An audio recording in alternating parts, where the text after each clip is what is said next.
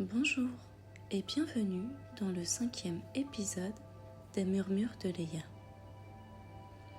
Aujourd'hui, je voudrais vous emmener dans une réflexion intime, presque comme un secret chuchoté.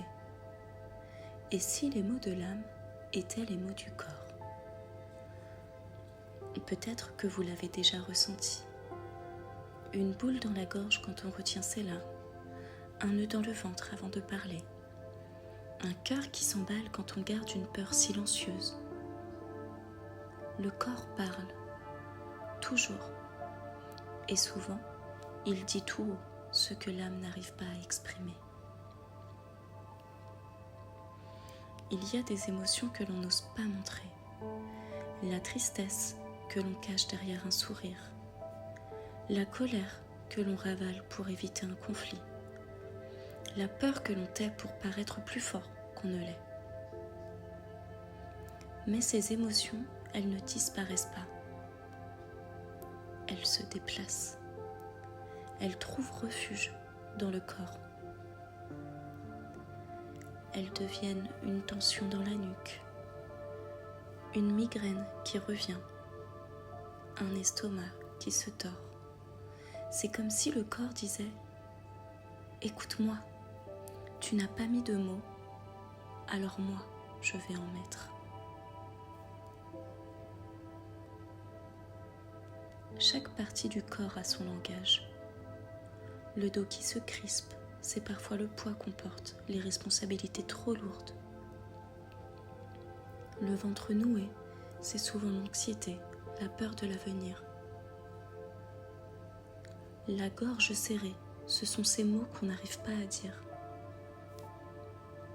La peau qui s'irrite, ce sont des émotions qu'on garde sous la surface. Bien sûr, il y a des causes médicales, mais combien de fois avons-nous senti que notre douleur n'était pas seulement physique? Le corps devient alors un traducteur. Il traduit en douleur ce que l'âme traduit en silence. Alors, comment réapprendre à écouter? D'abord, en s'arrêtant, en prenant le temps. Fermez les yeux, respirez. Demandez-vous, qu'est-ce que je ressens vraiment? Parfois, la douleur s'apaise déjà quand on ose simplement reconnaître l'émotion qui se cache derrière. Parfois, écrire aide, tenir un journal, déposer ses pensées, même celles qui paraissent insignifiantes. Parfois, c'est le mouvement qui libère. Marcher, danser, s'étirer. Laissez le corps dire ce que l'esprit n'arrive pas à exprimer. Et il y a aussi l'importance d'oser parler. Trouver quelqu'un à qui confier ce qui pèse. Mettre enfin des mots sur ce que l'on garde en soi. Ce n'est pas un chemin magique. Ce n'est pas du jour au lendemain que le corps se libère de toutes ses douleurs.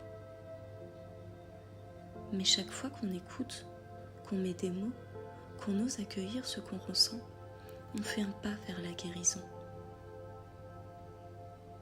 Parce qu'au fond, le corps n'est pas un ennemi. C'est un messager, un allié. Il ne cherche pas à nous punir. Il cherche à nous protéger, à attirer notre attention.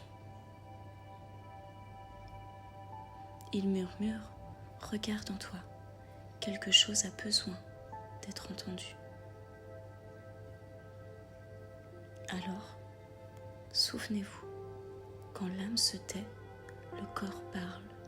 Et quand on ose écouter son corps, c'est finalement son âme que l'on entend. Les mots de l'âme sont les mots du corps. Et peut-être que la plus belle preuve d'amour qu'on puisse se donner, c'est de tendre l'oreille à ces murmures. Merci d'avoir partagé ce moment avec moi dans les murmures de Léa. prenez bien soin de vous, écoutez votre corps et surtout, écoutez votre cœur.